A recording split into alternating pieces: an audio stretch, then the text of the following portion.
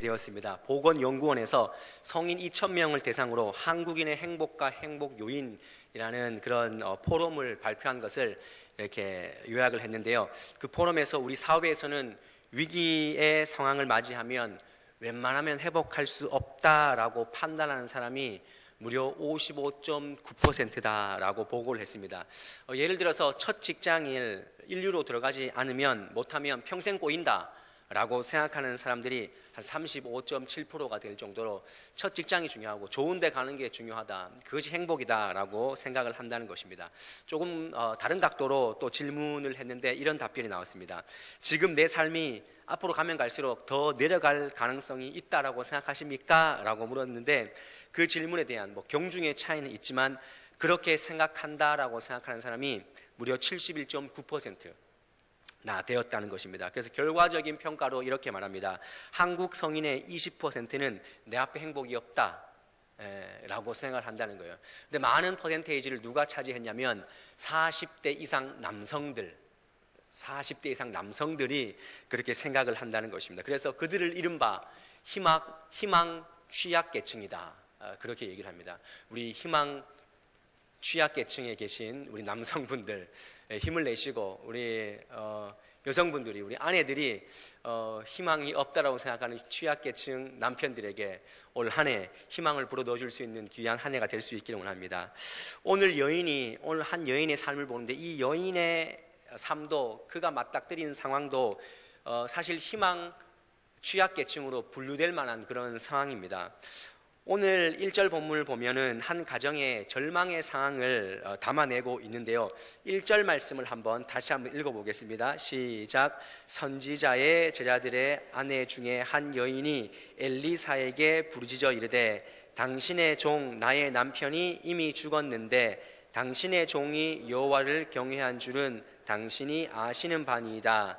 이제 빚을 준 사람이 와서 나의 두 아들을 데려다가 그의 종으로 삼고자 하나이다 하니. 여러분들 1절이 굉장히 긴데요, 이 말씀 안에 뭐가 담겨져 있습니까? 그 여인 남편이 죽었다는 것입니다. 근데 병수발을 했는지 안 그러면 선지자의 제자라서 그런지 돈이 많이 없어서 빚을 좀 졌나 봅니다. 근데 그 빚을 갚을 길이 없어서 그의 아들 둘이 이제 종으로 팔려나갈 그런 위기에 봉착해 있다는 것입니다. 그래서 여인이 고백하기를 내 남편은 죽었고 빚 갚을 길도 없고 이제 자녀들은 종살이 할 판입니다 라는 그런 고백을 하는 것입니다. 근데 더 치명적인 것이 뭐냐면 그의 남편이 오늘 말씀에 뭐라고 적혀 있습니까?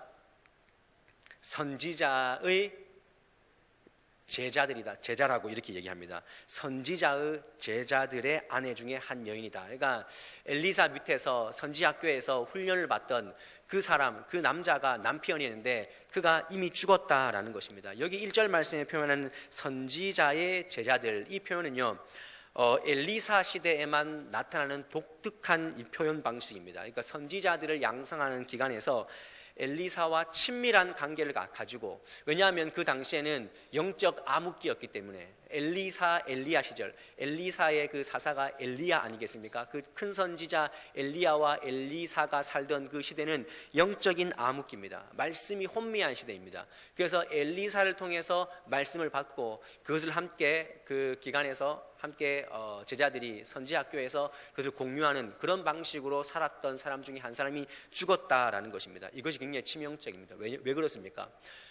당시에 북이스라엘은 바알과 아세라처럼 굉장히 많은 우상을 섬기는 악한 왕들과 대적해서 그들에게 말씀을 전하고 그 말씀이 들어가겠습니까? 안 들어갑니다. 그런 박해와 어떤 핍박을 감내하면서 하나님의 일을 열심히 했는데 그 남편이 죽었다는 것입니다.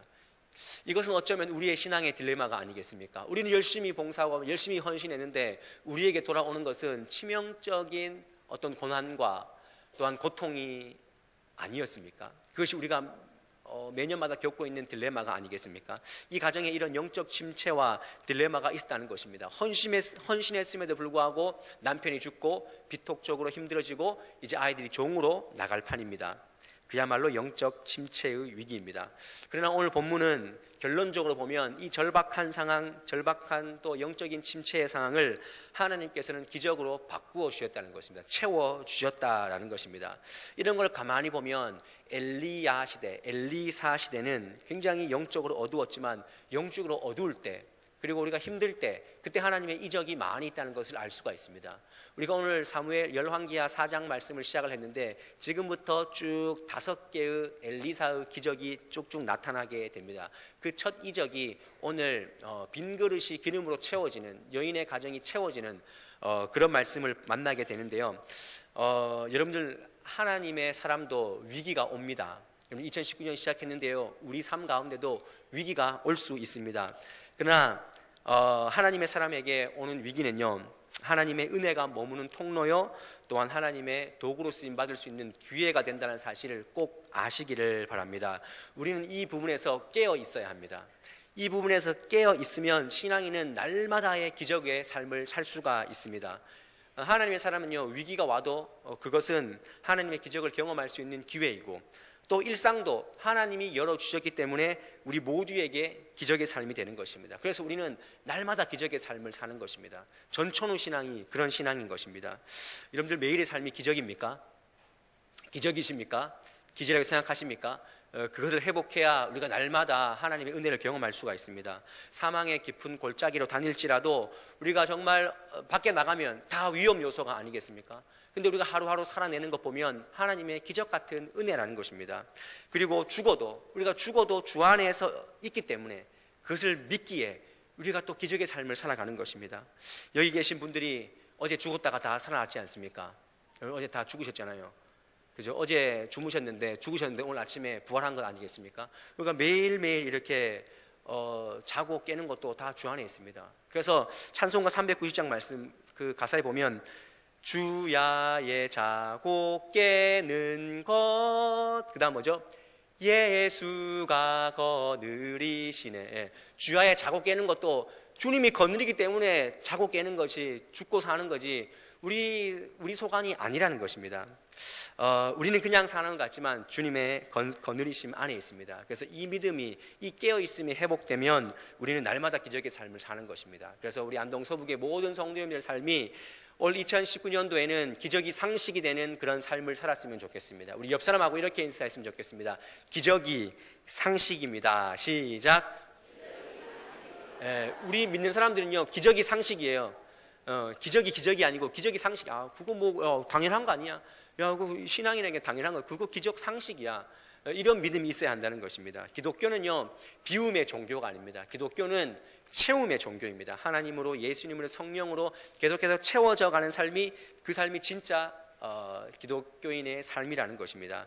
그래서 오늘 본문은요, 한 가정의 빈 마음, 빈 경제, 빈 그릇을 채우시는 하나님의 은혜를 우리가 발견할 수 있게 되는데요, 중요한 것은 무엇이 이 채우심의 삶을 가능하게 했는가? 우리가 오늘 그 말씀을 받아야 하지 않겠습니까? 하나님의 채우심의 기적을 경험하는 삶은 어떻게 가능한 것인가? 우리가 몇 가지로 오늘 함께 집중해 볼 수 있게 원하는데요, 첫 번째는 하나님은 우리가 가지고 있는 것으로 채우시는 분임을 알아야 한다는 것입니다. 우리가 가지고 있는 것으로 하나님 채우세요. 작지만 가지고 있는 것으로 채우신다는 것입니다.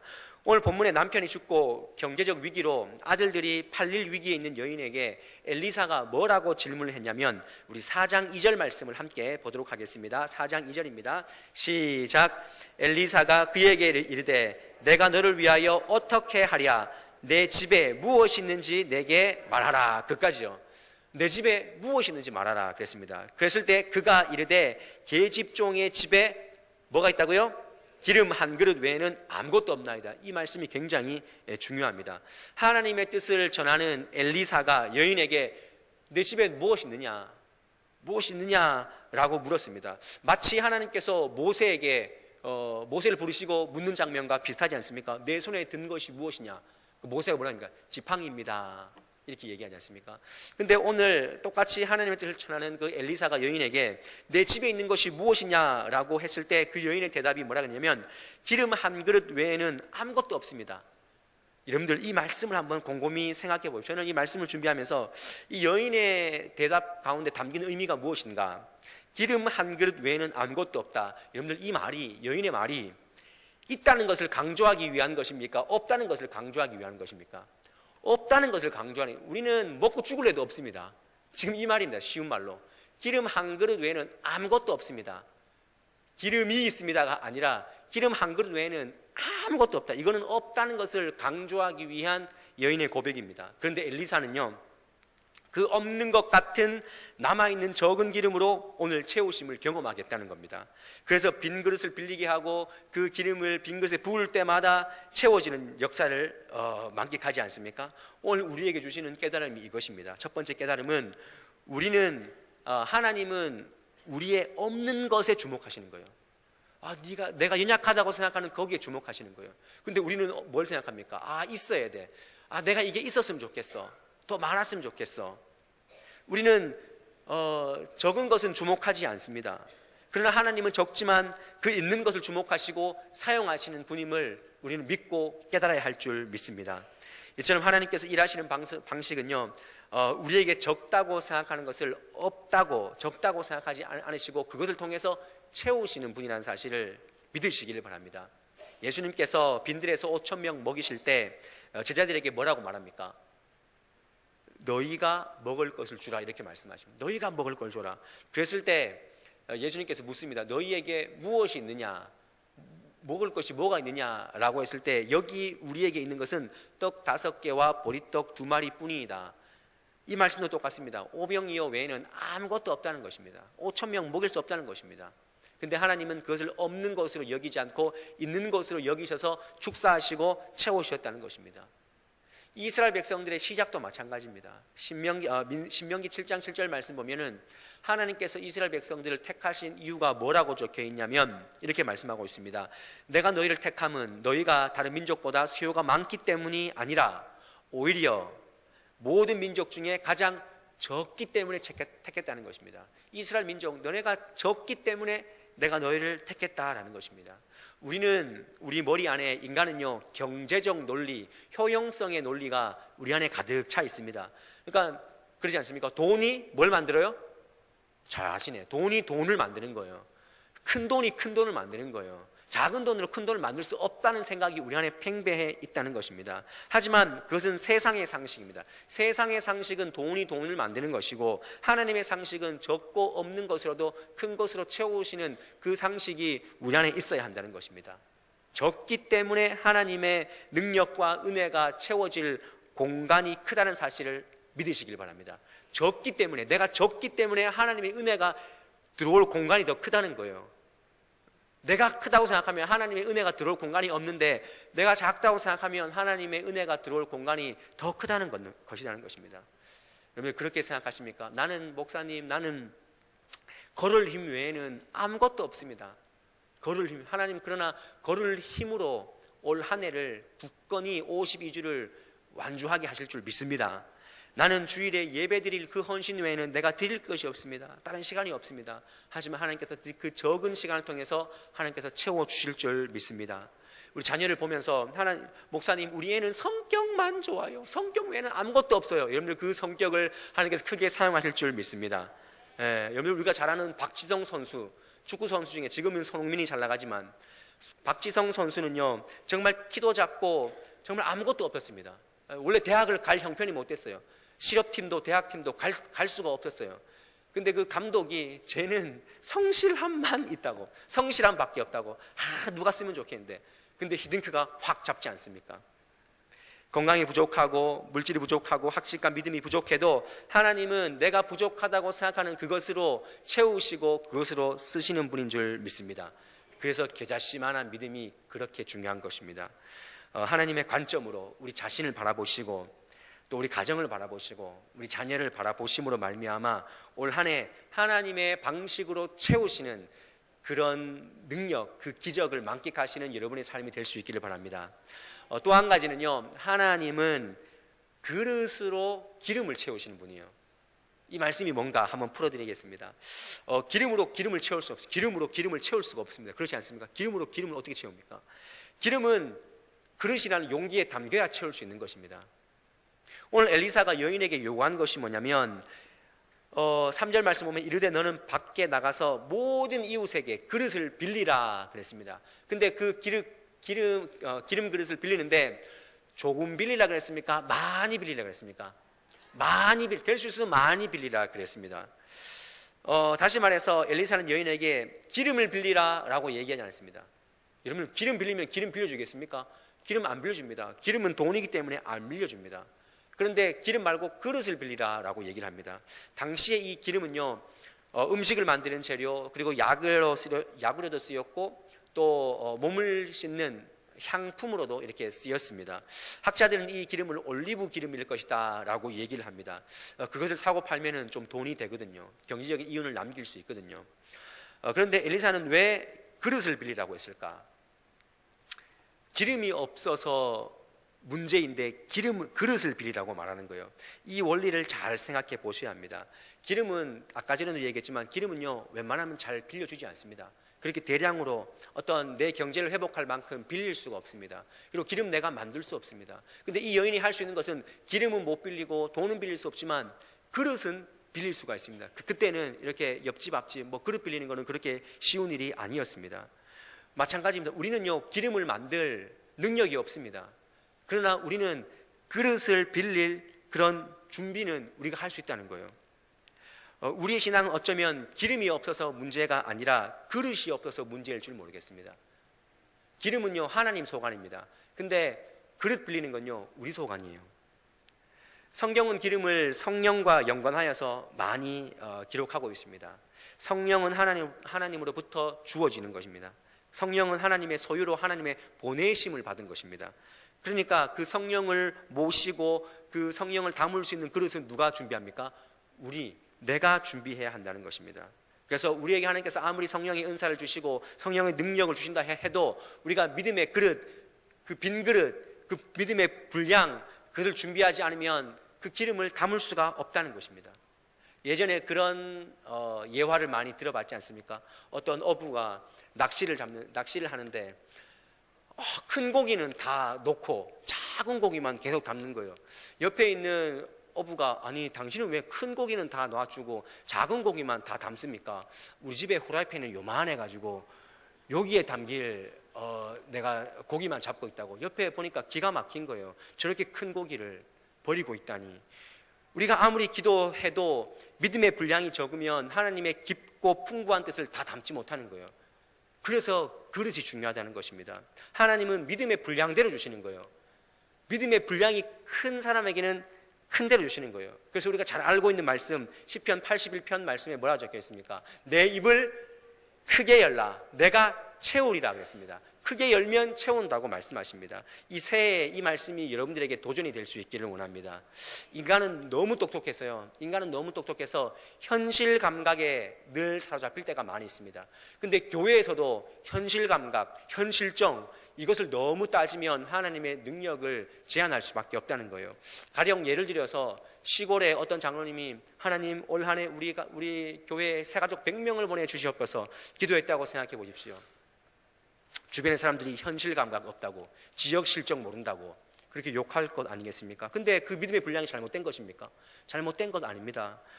우리는요, 오히려 잘못된 기도보다 기도 없음의 상태가 더 심각한 거예요. 우리는 잘못 기도할 수 있습니다. 그러나 기도하지 않으면서 자기는 분량도 없으면서 남을 판단하고 있지는 않습니까?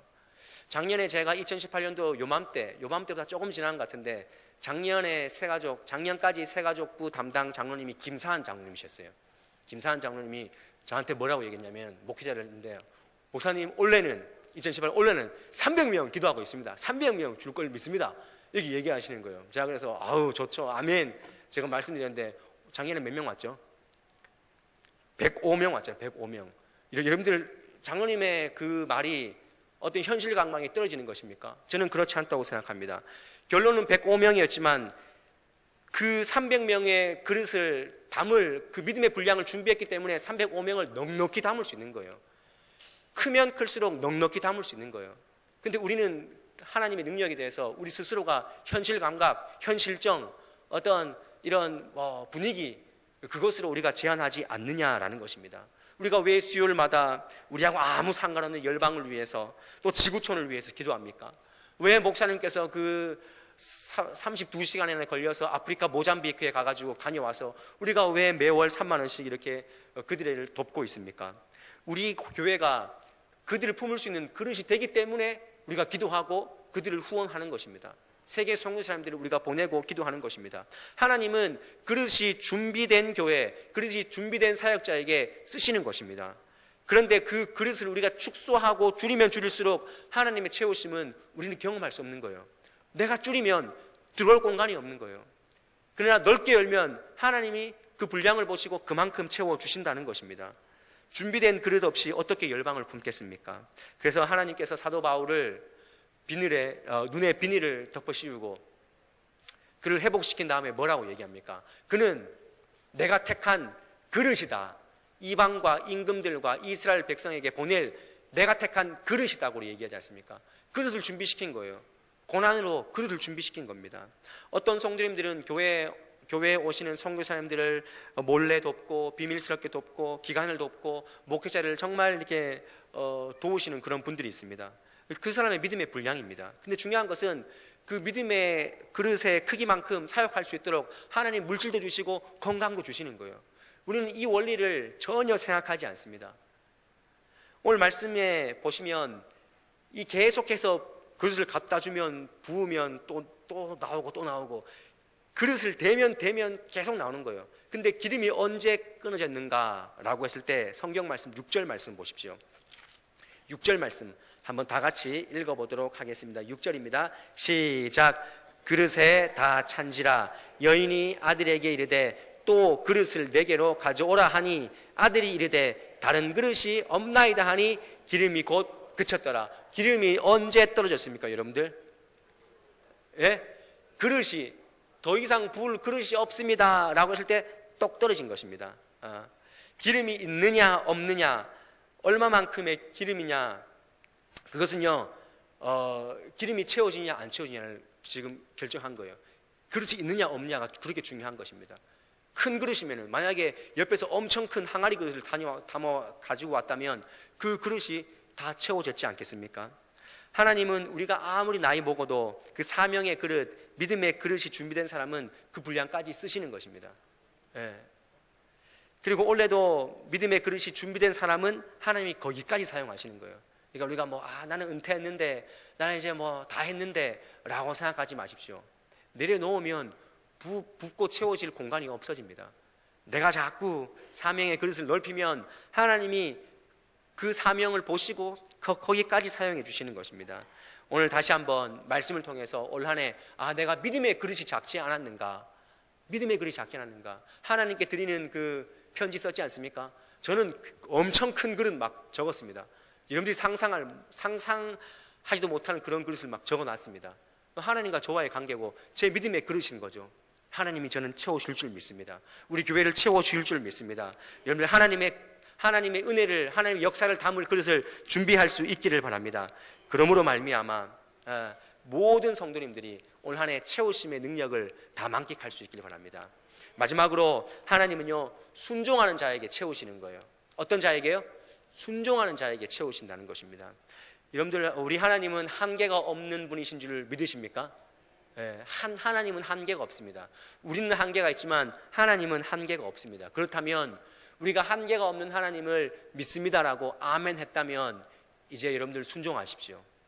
순종하셔야 됩니다. 오늘 엘리사는 여인에게 그릇을 빌리고, 절차가 좀 까다로워, 그릇을 가서 빌리고, 나가서 직접 빌려야 됩니다. 빌리고 집에 문을 닫고 그리고 기름을 그릇마다 부으라고 이렇게 요구를 했습니다. 이것은 오늘 채우심의 기적이 순종으로 완성되었다는 것을 분명히 알 수 있습니다. 가만히 있어서, 그 여인이 가만히 있어서 채워진 것이 아니라는 것. 발품을 팔아서 그릇을 빌리러 가고 문을 닫고 또 아들들은 수고하고 옆에서 날르고 붓고 이런 헌신의 순종의 수가 있었을 때 채워졌다는 것입니다. 여러분들, 우리 모든 신앙인의 결론은요 순종입니다. 순종이 열쇠입니다. 신앙인들이 왜 답답한 줄 아십니까? 하나님의 답을 알고 있는데 내가 또 답을 가지고 있기 때문에 답답한 거예요. 특히 교회 다니는 하나님의 말씀을 아는 사람이 답답한 이유가 거기 있습니다. 그러니까 우리가 답을 한 가지 딱 얻으려면 하나님의 답을 위해서 내 답을 내려놓는 것이, 순종하는 것이 답을 얻는 방법이라는 것입니다. 저는 여러분의 삶이 올 한 해 답답하지 않기를 원합니다. 오병이어 사건도요, 제자들이 직접 오병이어를 그 보리떡 5개와 물고기 2마리를 직접 날랐을 때 그때 풍성해진 것입니다. 물이 변하여 포도주가 된 가나의 혼인잔치도 하인들이 믿음으로 순종했을 때, 아기까지 채웠을 때 그때 물이 포도주가 된 것입니다. 요 뒤에 말씀 보면은 나만 장군이, 아람의 그 나만 장군이 그 나병이 씻음 받는 그런 기적을 엘리야가 행하지 않습니까? 근데 그 나병 환자인 그 나만 장군이 어떻게 깨끗함을 받았습니까? 요단강에 가서 7번 씻으라라고 했을 때 나음을 받은 거예요. 제가 그 말씀을 가지고 청년부와 이렇게 성경 모임을 했는데 청년들이 질문을 하는 거예요. 뭐라고 질문했냐면, 목사님, 도대체 나만 장군은 요단강에 한 3번쯤 씻었을 때 이게 나음을 받았나요? 안 그러면 7번 땅 했을 때 그때 나음 받았나요? 이렇게 질문을 한 거예요.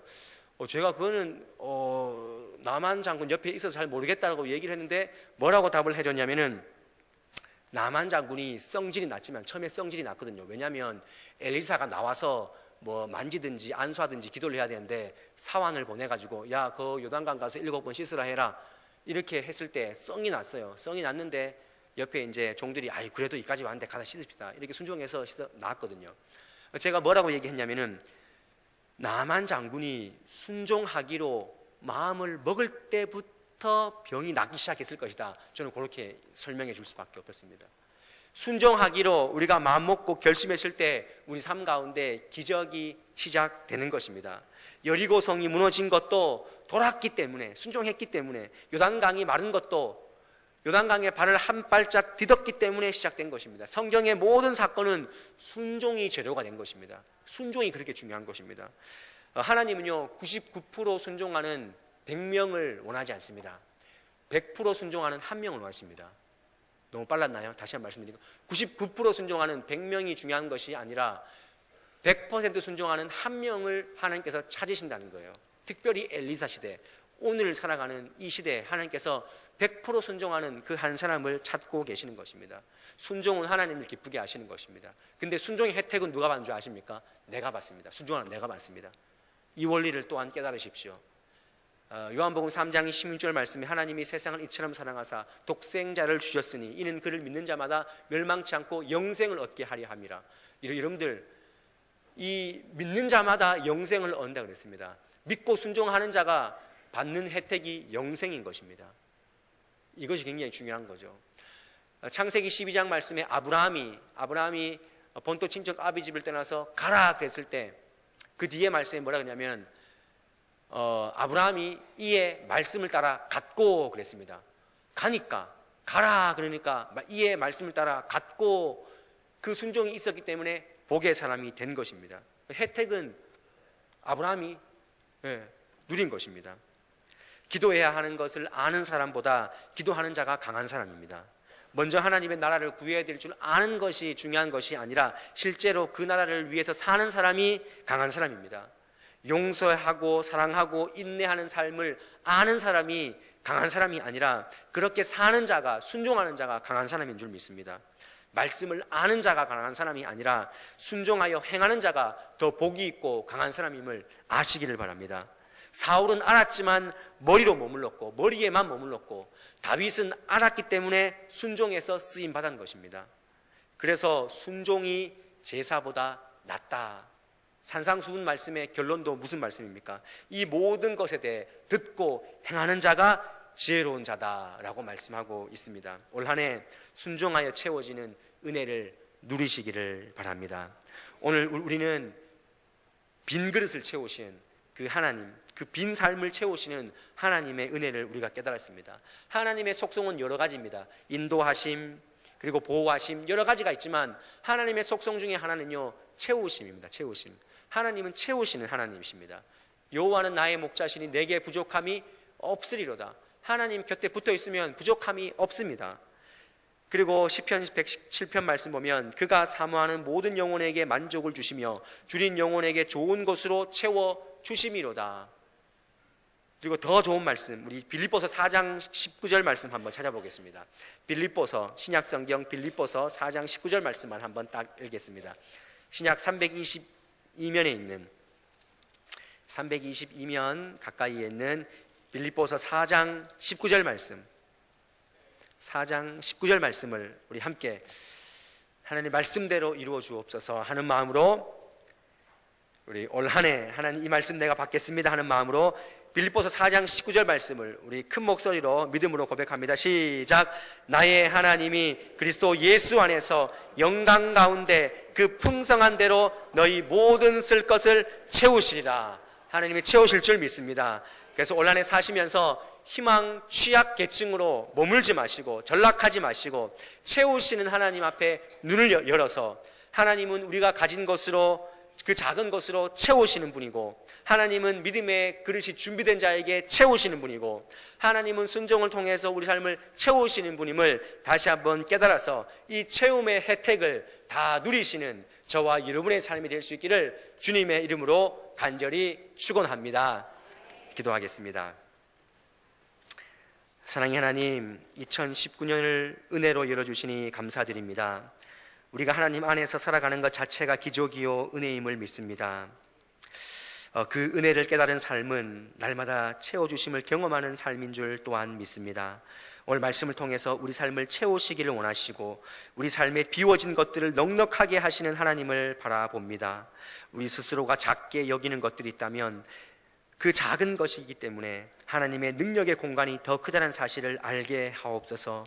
오늘 여인에게 기름이 아니라 그릇을 준비하게 하신 하나님, 그 믿음의 그릇, 그 믿음의 분량을 준비함으로 하나님의 채우심을 마음껏 담는 우리 모든 성도님들 되게 하옵소서.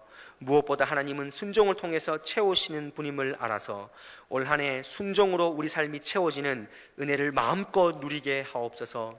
하나님, 순종은 힘들고 어렵고 손해가 아니라 오히려 내게 혜택이고 풍성함이라는 사실을 이 시간 다시 한번 깨달아서 그 믿음으로 우리 교회와 우리 가정과 자녀들의 삶이 채우심으로 인도함 받는 귀한 한 해가 되게 하옵소서. 예수님의 이름으로 기도드리옵나이다. 아멘.